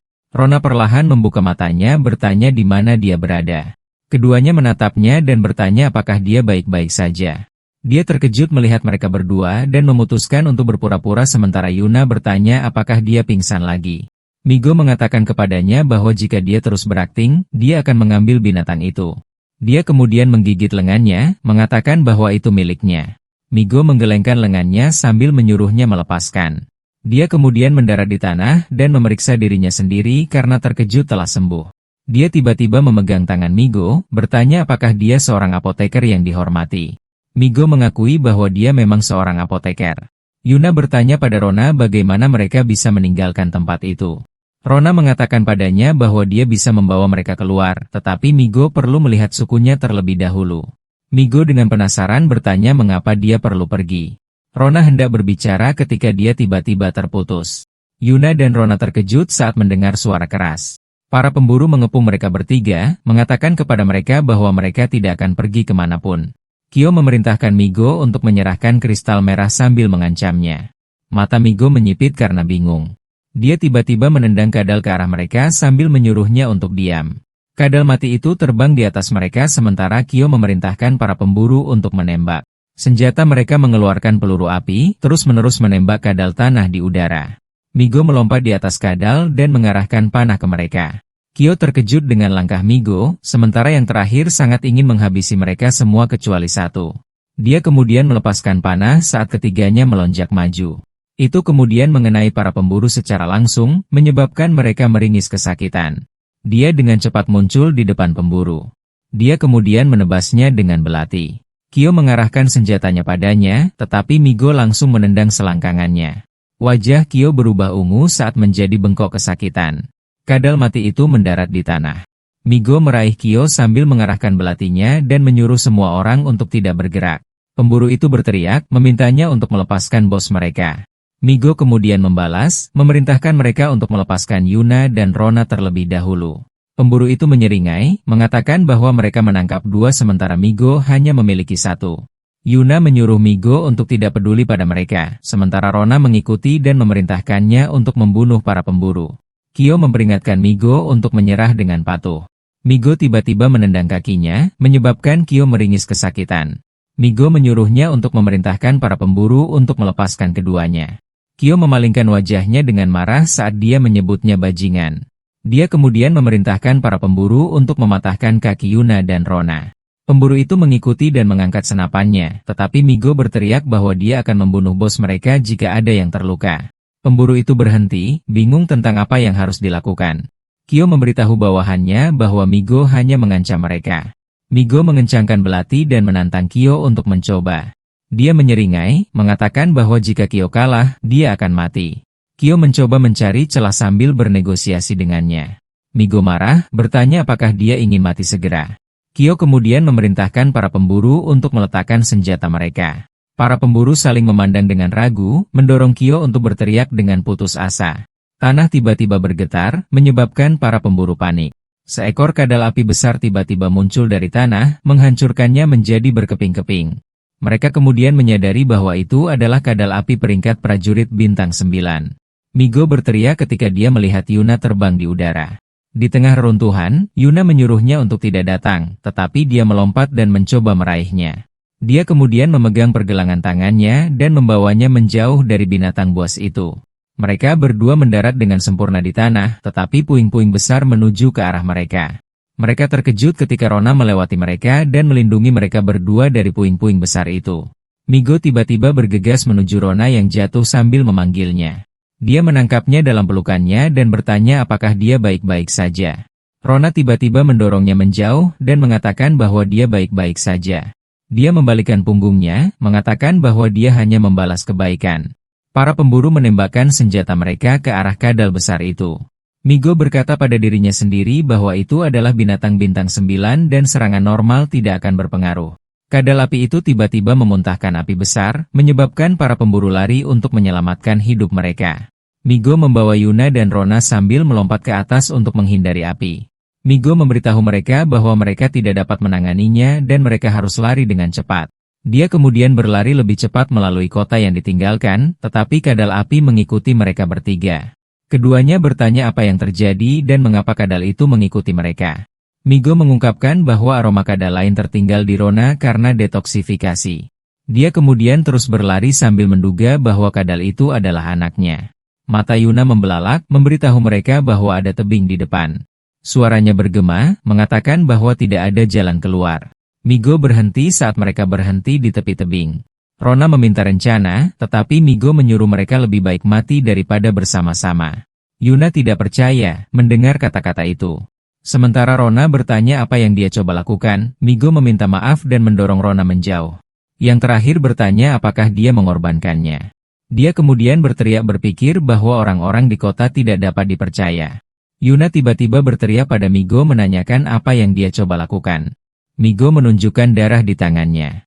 Dia kemudian mengepalkan tinjunya dan menjelaskan padanya bahwa itu memiliki aroma terkuat. Dia menyekanya di wajahnya, mengatakan bahwa target kadal api sekarang adalah dia. Mata Yen menjadi berkaca-kaca sambil memanggil Migo. Dia kemudian mendorong Yuna menjauh juga, mengirimnya bersama dengan Rona sambil memintanya untuk menjaga Yuna. Dia kemudian tersenyum pada mereka, mengatakan dia harus hidup dengan baik. Dia kemudian melompat dari tebing, sementara kadal api mengikutinya melaluinya. Saat kadal itu turun, Yuna meraih Migo dengan air mata di matanya. Rona terlihat khawatir sambil berpikir bahwa dia sekali lagi berutang nyawa padanya. Migo mengatupkan giginya, berpikir bahwa jatuh bisa membuatnya lumpuh karena dia hanya bisa menggunakan keterampilan dari kehidupan sebelumnya. Dia memejamkan matanya, berpikir apakah tubuh itu bisa menahannya. Dia kemudian meregangkan lengannya dan mengaktifkan keterampilan melompatnya saat energi merah berputar di depannya. Energi itu menghilang saat dia menyadari bahwa itu agak menantang baginya. Matanya membelalak menyadari bahwa dia akan merusak wajahnya jika dia tidak menggunakannya. Dia sekali lagi mencoba mengaktifkan keterampilan melompat. Energi merah terbentuk di depannya saat dia mengulurkan tangannya. Itu sekali lagi menghilang, mendorongnya untuk berteriak saat dia turun ke bawah. Sayap emas besar tiba-tiba muncul. Dia kemudian membeku dengan kagum dengan keringat di wajahnya. Jari-jarinya menyentuh tanah saat dia menyadari bahwa keterampilan itu berfungsi. Dia bingung saat melihat peringatan sistem. Kemudian memotong setengah dari ki yang dia selamatkan dari mengalahkan monster. Dia memeriksa sistem, menyadari bahwa ia memiliki fungsi penyelamatan diri tetapi mahal. Migo kemudian melihat ke atas sebuah alarm. Kadal api kemudian dengan marah turun dari tebing. Dia memperhatikan bahwa tempat itu adalah taman hiburan yang ditinggalkan. Dia kemudian memutuskan untuk bersembunyi karena dia tidak bisa menangani kadal api dalam kondisinya saat ini. Perintah sistem tiba-tiba mengumumkan misi khusus membunuh kadal api. Dia menyadari bahwa itu adalah pertama kalinya sistem memberinya misi yang diberi hadiah, dia harus lulus. Dia kemudian melompat melalui hutan, hanya menyisakan jejak di belakang. Sistem kemudian memperingatkannya bahwa jika tidak diterima, semua cinya yang tersisa akan dipotong. Dia kemudian berhenti saat dia menyadari bahwa menolkan Ci berarti kematian. Dia menggertakkan giginya karena dia ingin tetap low profile, tetapi sistem memaksanya untuk melakukan misi, mendorongnya untuk berlari kembali.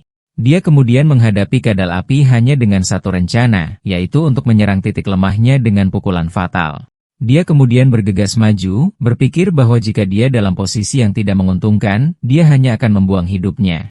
Kadal api membuka mulutnya lebar-lebar sementara Migo terus melarikan diri darinya. Dia kemudian menggunakan seni langit lompatannya dan mendarat di sisi lain taman sementara kadal api ditinggalkan. Dia kemudian berlutut saat energi merah berputar di sekelilingnya. Kadal api kemudian mengikutinya melalui air, yang merupakan apa yang dia inginkan.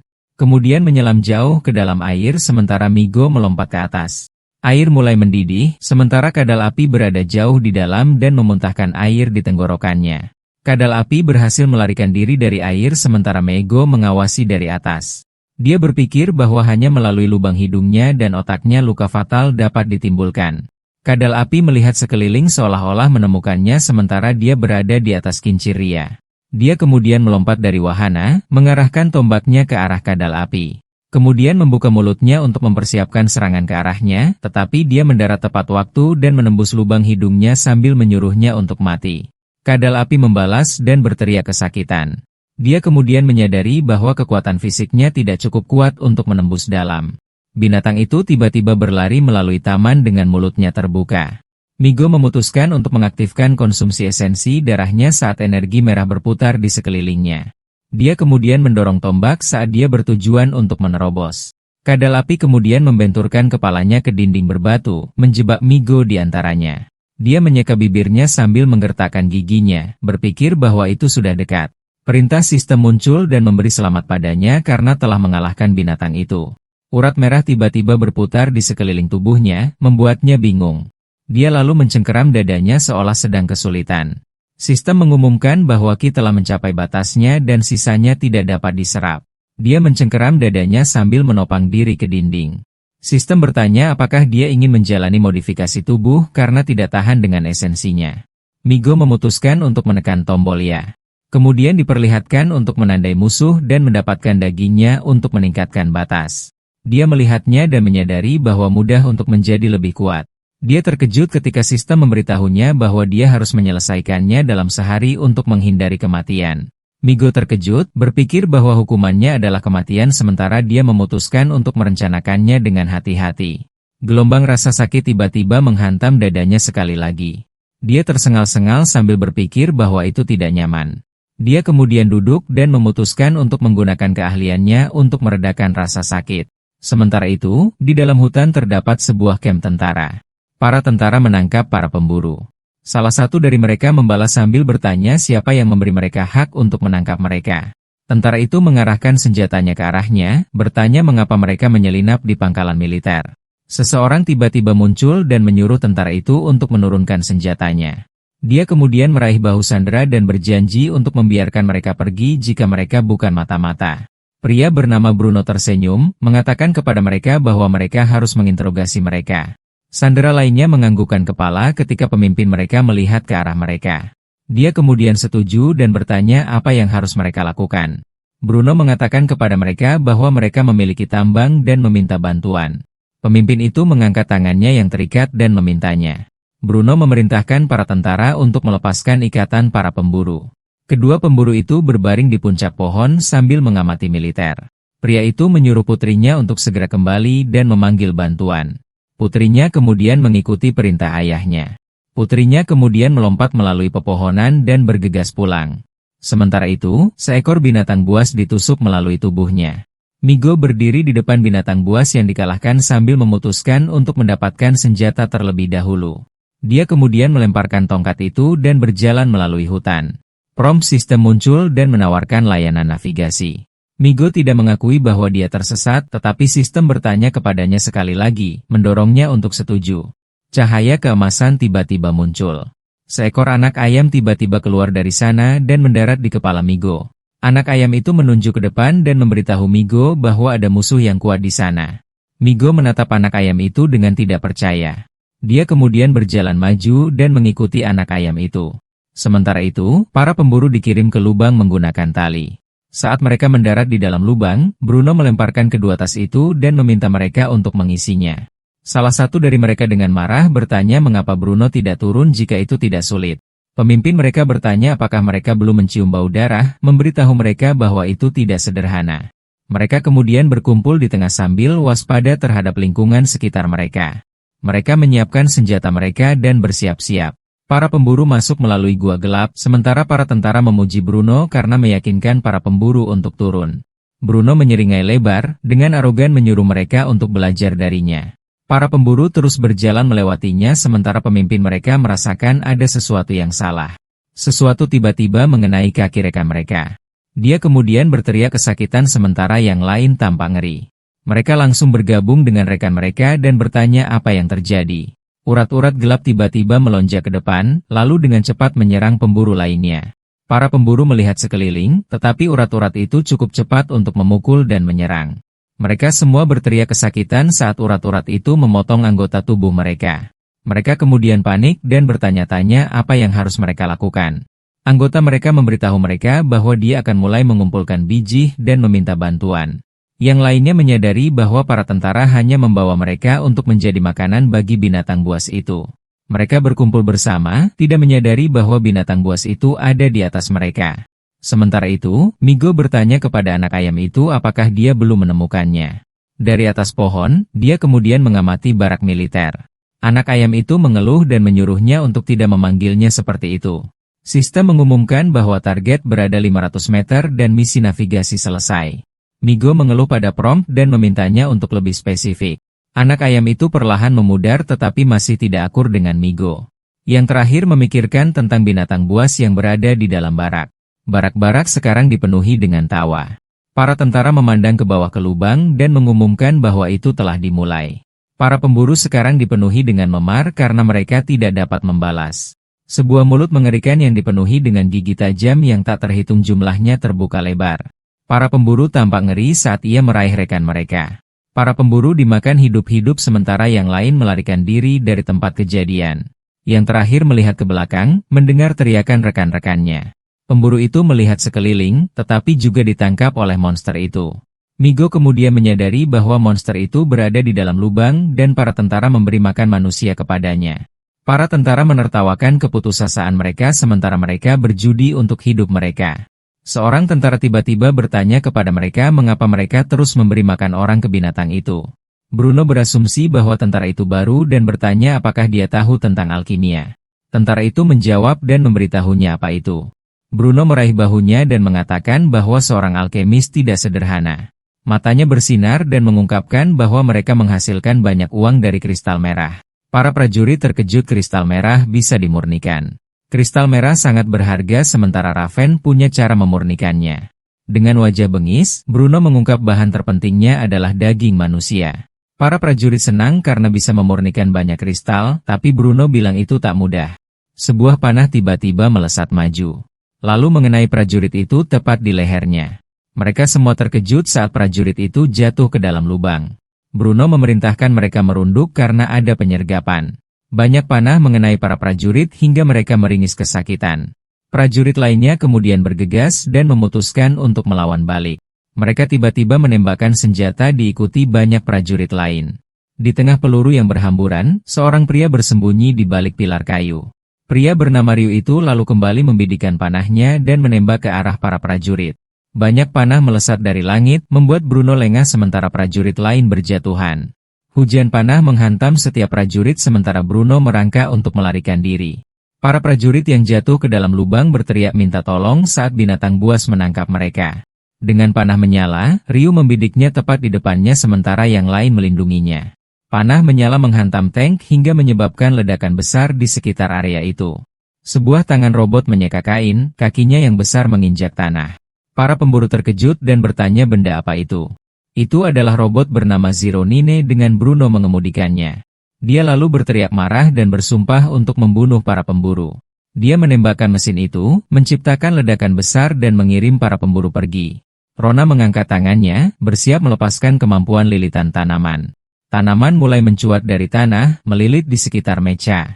Yang lain tak membuang waktu dan menembakkan panah mereka, tapi itu tak berhasil. Bruno menyeringai, yakin mereka tak akan pernah bisa menghancurkan robotnya. Mecha dengan mudah merobek tanaman dan melilitkan di lengannya. Ia terus bergerak untuk menarik dan merobek tanaman dari anggota tubuhnya. Dia berteriak, merasa inilah saatnya menunjukkan apa yang benar-benar mampu dia lakukan. Mecha mulai menghujani mereka dengan peluru yang tak terhitung jumlahnya, membuat semua orang panik saat kekacauan terjadi. Rona tak percaya dengan apa yang dilihatnya. Dia tak bisa menahan diri untuk mengutuk saat dia bersumpah untuk membunuhnya. Tapi kemudian, sebuah suara terdengar menawarkan diri sambil menepuk bahunya. Itu adalah Migo yang tanpa rasa takut melangkah maju dan membiarkan Rona terkejut. Langkahnya mantap, menyerbu ke arah mencabot. Bruno melihatnya, tapi dia melakukan kesalahan dengan mengira dia hanya umpan meriam. Dia mengarahkan mencabot ke Migo dan menghujaninya dengan peluru. Tapi pelurunya tak berguna karena kecepatan Migo yang berlari dari sisi ke sisi. Saat inilah dia akhirnya menyadari bahwa dia menghadapi seorang seniman bela diri. Ryu bingung, tapi melihat kesempatan yang diberikan oleh bantuan Migo. Dia segera mengangkat busurnya, menanamkan panah dengan atribut angin. Dia lalu menembakkan panah itu ke arah Bruno, yang sibuk dengan penampilan Migo. Bruno sangat terkejut melihat kaca defensifnya hancur. Dia dengan marah berbalik, bersumpah untuk membunuh sampah menyebalkan yang melakukannya, tapi ini memberi Migo kesempatan sempurna untuk menerjang maju. Kakinya meledak dengan energi berapi-api yang kuat saat dia mengaktifkan teknik lompatan, mendorongnya ke udara sambil mengacungkan tombaknya ke arah Bruno. Tombaknya menembus kaca defensif, menusuk Bruno dari belakang. Dalam napas terakhirnya, dia hanya bisa mengutuk mereka dengan frustrasi. Migo mendarat di tanah dengan gaya setelah memberikan pukulan yang menentukan. Seperti protagonis film aksi, dia memunggungi dan membiarkan ledakan terjadi. Kerumunan orang bersorak saat mereka menyadari bahwa mereka telah menang. Rona memuji Migo atas penampilan luar biasa yang baru saja dia tunjukkan. Ryu mengungkapkan rasa terima kasihnya sementara Rona menimpali bahwa Migo menyelamatkannya dari naga api. Mendengar ini, dia bahkan tak bisa mulai mengungkapkan betapa bersyukurnya dia. Migo hanya menunjukkan senyum lembut, mengatakan itu bukan masalah besar. Dia lalu bertanya kepada mereka apakah mereka tahu di mana gua bawah tanah di camp itu, yang ditunjuk oleh ayah, dan mengungkapkan bahwa orang-orang mereka dikurung di sana. Mengintip ke dalam lubang, Migo menyatakan bahwa lubang itu digunakan untuk memberi makan binatang buas. Dia menawarkan diri untuk turun karena itu akan berbahaya bagi mereka, tapi ayah tak akan pernah membiarkan diri mereka merepotkan Migo untuk masalah klan mereka. Sebagai tanggapan, dia bertanya kepada mereka apakah mereka punya pengalaman melawan binatang buas dalam kegelapan. Para prajurit saling memandang, ragu untuk menjawab. Ryu menjelaskan bahwa mereka biasanya tidak melawan binatang buas dalam kegelapan. Mendengar ini, Migo menjelaskan bahwa itu akan berbahaya bagi mereka dan memintanya untuk membiarkannya melakukannya. Ryu masih ragu dan mencoba menghentikannya untuk masuk. Migo meyakinkan mereka bahwa tak ada yang perlu dikhawatirkan dan meminjam pedangnya. Di dalam terowongan gelap, hembusan angin bertiup sangat kencang, tapi itu tak cukup untuk meniup api dari obor Migo. Memegang pedang yang dipinjamnya, dia berpikir sudah lama sejak dia memegang pedang. Seorang pria yang terluka parah terbatuk saat dia menunjuk ke arah pintu besi. Itu adalah tawanan yang sekarat meninggalkan kata-kata terakhirnya, berharap mereka dibalas. Setelah mengucapkan kata-kata itu, dia akhirnya jatuh tak bernyawa di dalam pelukan Migo. Dia dengan hati-hati meletakkan tubuhnya di tanah dan memejamkan matanya. Dia menarik pedang yang dia tancapkan di tanah. Dia terbakar dengan amarah dingin dan hening saat dia melihat ke depan. Dia berdiri di depan pintu besi, bersiap untuk menerobos masuk. Dia dengan ganas mengetuk, membenturkan tinjunya ke pintu besi. Seorang pria di dalam mengintip, memintanya untuk memberikan kode akses. Dengan ekspresi garang, dia memberikan kode itu, mati. Pria itu membentak si pengintip, mengancam akan memberinya makan ke cacing pasir. Tapi kesabarannya sudah habis dan mengangkat kaki kanannya, dengan marah menendang pintu besi dengan sekuat tenaga. Pria itu merasakan tendangan itu, tapi yakin bahwa Migo tak akan pernah bisa menghancurkan pintu itu. Namun, dinding batu di atas pintu mulai retak, bocor dengan debu. Baru saat itulah pria itu menyadari betapa bodohnya dia, tetapi semuanya sudah terlambat. Migo merobohkan pintu, menghancurkan pria itu di bawah beratnya. Migo berjalan melewati pintu besi, tidak mempedulikan tubuh pria yang terperangkap di bawahnya. Dia melihat sekeliling, memindai tempat kotor itu sambil tetap diam. Sistem kemudian memperingatkannya tentang keberadaan target yang cocok di depan. Dengan ini, dia berspekulasi bahwa target monster itu ada di dalam. Dia terus berjalan maju, memasuki laboratorium tersembunyi dengan mesin dan perangkat aneh di dalamnya. Ternyata ini adalah fasilitas untuk memelihara cacing pasir. Dia tidak bisa merasakan siapapun, bahkan aura monster pun tidak, tetapi itu adalah kesalahannya karena lengah. Musuh telah menyelinap sepenuhnya di belakangnya. Dia sangat marah karena eksperimennya terganggu dan menikam Migo. Yang terakhir benar-benar terkejut dan menggertakkan giginya. Untungnya, dia cukup cepat untuk bereaksi dan menghindar secara instan. Dia bahkan tidak merasakan kehadirannya sama sekali, membuatnya menyimpulkan bahwa musuh ini tidak sederhana. Migo menyadari bahwa lukanya hanyalah ilusi aneh. Sistem kemudian memperingatkannya tentang kemunculan target, seniman bela diri peringkat 2 dan ahli alkimia bernama Raven. Migo terkejut melihat bahwa targetnya bukanlah monster berperingkat tinggi, tetapi seorang manusia. Raven bertanya-tanya bagaimana dia bisa masuk melihat bahwa dia bukan bawahannya. Migo menjawab dengan sinis bahwa dia menggunakan kakinya untuk berjalan ke sana. Raven kemudian terkejut saat menyadari sesuatu. Dia gemetar dalam amarah yang tak terkendali, meledak dalam kemarahan saat dia menyadari bahwa Migo membunuh semua bayi kesayangannya. Dia jatuh berlutut, perlahan-lahan menjadi gila. Migo bisa merasakan seberapa kuat target itu sebenarnya, merasakan aura monster di dalam dirinya. Dia mulai memancarkan energinya yang tidak menyenangkan, marah karena usahanya sia-sia. Dia mengaktifkan keahliannya, wilayah bintang Ksatria Kegelapan dan melepaskan energi gelap.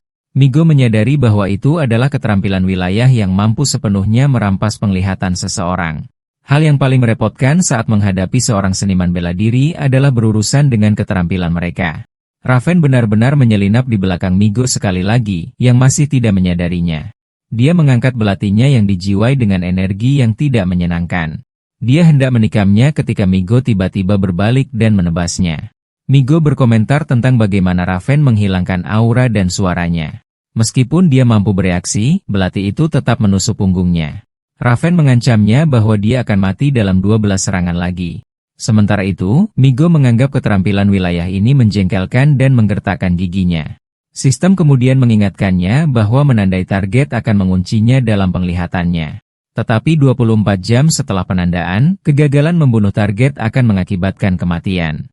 Raven terus menyerang sementara Migo mencoba menghindar. Namun, serangan ketiga berhasil terhubung langsung ke dadanya. Dia bertekad untuk memperlakukannya sebagai monster dan memburunya. Hari ini, dia yakin bahwa salah satu dari mereka akan mati dalam pertempuran ini. Dia kemudian memerintahkan sistem untuk menandai Raven. Entah dari mana, taring tajam muncul seolah siap untuk melahap siapapun. Taring-taring itu mulai melesat di udara seolah mencari target. Ia berhasil masuk ke punggung Raven dan menggigitnya, menandainya. Raven bingung, bertanya-tanya apa yang terjadi dan mengapa dia merasa tidak enak, tetapi dia mengabaikannya dan menoleh ke Migo, yang masih tampak tidak menyadarinya. Topengnya tidak bisa menyembunyikan ekspresi jahatnya saat dia berencana untuk memberi makan Migo kepada bayinya. Dia kemudian menyerbu ke depan bertujuan untuk mendaratkan serangan di punggungnya, tetapi Migo sudah melihatnya datang dan menunduk untuk menghindar. Dia kemudian dengan cepat melancarkan serangan balasan, pedangnya mengiris udara. Raven benar-benar terkejut. Dia tertangkap basah karena dia tidak pernah melihatnya datang. Pedang tanpa ampun Migos merobek ke atas, mengiris Raven secara vertikal. Tapi untungnya bagi Raven, dia berhasil berteleportasi tepat waktu dan menghindar. Dia sangat bingung, bertanya kepadanya bagaimana dia tahu di mana dia berada. Tapi Migo menolak untuk menjawab dan hanya menyebutnya pengecut. Ini hanya membuat Raven senang, menganggap situasi itu lucu dan menarik. Wajahnya berubah menjadi ekspresi ganas, menyatakan Migo sebagai bahan yang berharga. Dia menggaruk kepalanya, merenungkan apa yang harus dilakukan dalam situasi ini. Kemudian menjentikan jarinya saat dia akhirnya menemukan jawabannya. Dia menyuruhnya berlutut dan memohon agar dia memberinya kesempatan untuk menjadi kaya bersamanya. Tapi Migo punya tawaran balasan. Raven harus berlutut dan memohon agar dia memberinya kematian tanpa rasa sakit. Mendengar ini, dia terkekeh karena dia menganggap kata-katanya menarik. Dia tidak pernah memiliki seseorang yang tidak takut padanya sebelumnya. Dia memasang kuda-kuda bertarungnya, siap menerkam Migo. Dia menusuk ke depan dalam ledakan energi instan, membidik kepala Migo. Yang terakhir berhasil menangkis serangan itu dengan ayunan pedangnya. Keduanya terlibat dalam pertempuran sengit saat mereka saling bertukar tebasan mematikan. Raven menghujaninya dengan rentetan energi ungu sementara yang terakhir bertahan. Dia bahkan terkejut bahwa Migo bisa memprediksi semua serangannya. Dia bertanya-tanya apakah ini adalah keterampilan yang seharusnya dimiliki oleh seorang seniman bela diri peringkat 1. Saat mereka melanjutkan, Migo akhirnya melihat celah di antara pertahanannya. Dia tidak membuang waktu dan segera masuk untuk membunuh, membidik tubuhnya. Pedangnya memotong melalui busur biru, merobek Raven secara vertikal. Serangan Migos akhirnya mengenai Raven, yang bersandar ke belakang dalam upaya untuk menghindar. Dia kemudian mundur cukup jauh dari Migos. Dia benar-benar terkejut bahwa dia berhasil mengimbangi kecepatannya. Selain itu, dia juga bisa merasakan tekanan menakutkan dari tubuhnya. Migo menatapnya dengan dingin dan bertanya apakah dia takut. Dia berdiri teguh, menjejakkan kakinya dengan mantap di lantai. Saat inilah Raven mulai merasakan rasa takut dan cemas di dalam dirinya. Dia berkeringat membayangkan akan mati di tangan sampah peringkat 1-nya. Migo tidak menunggu lagi dan menghunus pedangnya ke arah Raven, yang berdiri menyangkal bahwa situasi ini mungkin terjadi. Dia melemparkan bola petir gelap yang terkondensasi ke arah Migo, tapi dia dengan mudah memotongnya hanya dengan satu ayunan pedangnya. Sebuah ledakan ungu dahsyat terjadi, melepaskan sinar cahaya ungu yang membutakan. Migo menyadari kesalahannya karena membiarkan Raven bersembunyi dari pandangan. Dia tidak menyadari bahwa dalam waktu singkat itu, Raven sudah berhasil menyerang. Dia menggertakkan giginya, terkejut melihat dua bilah menghunjam di dadanya. Raven melesat melewatinya, menceritakan bahwa hanya ada 7 serangan tersisa. Migo berbalik, menyatakan itu sudah cukup waktu baginya untuk membunuh Raven, tetapi tangan yang terakhir kemudian ditutupi energi merah, secara bertahap naik untuk menelan seluruh tubuhnya dalam baju besi merah aneh. Migo berdiri tak tergoyahkan, berkomentar tentang penampilannya yang aneh. Dia tidak membuang waktu dan segera menyerbu maju, melepaskan tebasan pedang yang kuat ke arahnya. Tapi dia terkejut melihat sifat aneh dari baju besi merahnya. Dia terkejut setelah mengetahui bahwa serangannya tidak berhasil pada pertahanannya sekarang. Lebih buruk lagi, pedangnya bahkan macet dan terjerat di dalam baju besi. Raven melancarkan serangan saat dia memblokirnya dengan tangan kosong. Dia menindaklanjuti dengan serangan balik dan melepaskan ledakan energi ki-nya.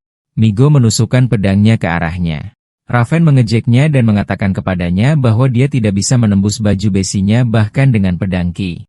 Dia kemudian menyiapkan senjatanya, memberitahu Migo bahwa 6 pukulan lagi dan dia akan mati. Migo menyadari bahwa belati bayangan menyerap ki-nya menjadi energi. Dia menatapnya, berpikir bahwa Raven terlalu mempercayai baju besi tulangnya. Dengan tekad, dia memutuskan untuk memotong baju besinya dan meraih kemenangan. Di kehidupan sebelumnya, dia berayun berkali-kali melawan matahari untuk mencapai kondisi tertinggi ilmu pedang. Dia menghadapi matahari karena dia ingin menembus cahaya tercepat di dunia. Pada akhirnya, Migo gagal untuk berhasil. Dia melompat ke atas dan memotong cahaya dengan Ultima Force. Dia gagal, tetapi dia mampu memotong matahari menjadi 8 bagian. Sementara itu, tebasan emas yang membutakan menembus tubuh Raven. Tangga itu turun ke bawah sementara asap mengepul dari tubuhnya. Dia kemudian berlutut di lantai, terengah-engah. Raven mencibir kesakitan sambil masih memiliki kesadaran. Migo berdiri di depannya berpikir bahwa dia tidak bisa membunuhnya dengan satu pukulan bahkan setelah menggunakan keterampilan. Alis Raven berkerut dan bertanya mengapa Migo memiliki teknik pedang seperti itu. Prompt sistem bertanya kepada Migo apakah dia ingin melahap lawannya. Migo bingung karena sistem ingin dia melahap manusia. Raven menggertakkan giginya karena dia tidak bisa menerima bahwa dia kalah dari peringkat 1. Migo bertanya mengapa Raven menggunakan manusia untuk memberi makan binatang buas sementara mereka tidak memiliki permusuhan dengannya. Raven menyeringai lebar, mengatakan bahwa manusia juga tidak memiliki nilai baginya. Dengan wajah bengkok, dia dengan bangga mengakui bahwa dia mengubah manusia menjadi kristal berharga. Mata Migo menyipit dan mengatakan kepadanya bahwa dia tidak punya hak untuk menilai nilai orang lain. Raven menyeringai, mengatakan bahwa yang kuat dapat melakukan apapun yang mereka inginkan kepada yang lemah. Dia ingat diserang oleh binatang buas membuatnya menyadari bahwa adalah dosa untuk menjadi lemah. Dia mengatakan kepadanya bahwa sampah tidak bisa menahan diinjak-injak oleh yang kuat. Dengan seringai gila, dia menyatakan bahwa yang kuat menjadi lebih kuat dengan melahap yang lemah. Migo mengungkapkan bahwa dia membunuhnya karena jahat dan bukan karena dia lemah. Raven menatapnya sambil mengejek bahwa Migo melakukannya demi keadilan. Dia menunjuk ke arahnya dan menanyakan haknya untuk menghakimi dosa-dosanya. Sistem mengumumkan bahwa dia memperoleh keterampilan, tangan balas dendam, yang dapat menghancurkan semua jenis pertahanan. Migo juga memperoleh keterampilan untuk menghasilkan kristal merah. Migo membelai dagunya sambil memikirkan keterampilan yang dia peroleh setelah melahap Raven. Matanya berbinar, berpikir bahwa dia bisa menghasilkan banyak uang. Sosok adiknya yang menjual sate muncul di benaknya. Dia tersenyum pada pemikiran bahwa dia tidak perlu khawatir lagi. Sistem mengumumkan bahwa Cimale sekarang tidak terkunci. Migo mengangkat tangannya dan mengikat bilah balas dendamnya. Sistem kemudian menunjukkan atribut bilah balas dendam dan asalnya. Migo berpikir untuk tidak sering menggunakannya karena itu adalah senjata terkutuk. Dia kemudian membuka catatan dan menemukan bahwa itu adalah buku eksperimen. Di luar barak militer, sekelompok pemburu yang jatuh sekarang tertutup. Rona menangis sambil menatap mereka dalam diam, sementara yang lain juga mulai menangis untuk rekan-rekan mereka. Migo menunduk dan meminta maaf karena gagal menyelamatkannya. Ryu menepuk bahunya, mengatakan kepadanya bahwa dia sudah melakukan begitu banyak. Dia kemudian memerintahkan semua orang untuk membawa barang rampasan yang berguna dan membom seluruh barak. Mereka kemudian melemparkan api ke lubang dan membakar barak militer. Di luar barak, para pemburu kemudian berjalan pergi bersama dengan Migo dan Rona. Migo mengalihkan pandangannya ke Ryu dan mengatakan bahwa mereka tidak lagi aman untuk tinggal di sana. Ryu memikirkannya dan mengatakan kepadanya bahwa dia akan menemukan tempat baru untuk mereka. Sementara itu, di dalam kota yang ditinggalkan, para warga sipil dengan senang hati menikmati waktu mereka. Mereka kemudian dengan gembira menyambut para pemburu. Yuna berdiri dengan senyum, mengenali Migo dari kejauhan. Dia kemudian bergegas maju dengan riang, lega bahwa Migo baik-baik saja. Migo menangkup wajahnya dan mengatakan kepadanya bahwa terburu-buru terlalu cepat itu berbahaya. Yuna dengan canggung meminta maaf dan mengatakan bahwa dia terlalu bersemangat. Migo menepuk kepalanya dan meyakinkannya sambil memberitahukan bahwa mereka bisa pulang kapan saja sekarang. Rona menyela mereka berdua dan bertanya apakah mereka adalah pasangan. Sementara itu, Migo menyuruh Rona untuk menonton. Seekor binatang kepiting dikejutkan oleh mereka. Migo mengangkat tangannya dan mengaktifkan tangan balas dendamnya. Sebuah tangan besar menjulang di atas kepiting. Migo kemudian mengepalkan tinjunya dengan paksa. Tangan besar itu juga mengepalkan tinjunya dan menghancurkan kepiting malang itu. Rona ternganga sambil memegangi kepalanya karena kaget. Migo menangkap daging kepiting itu, memberitahu Rona bahwa mereka bisa kembali sekarang untuk obat ibunya.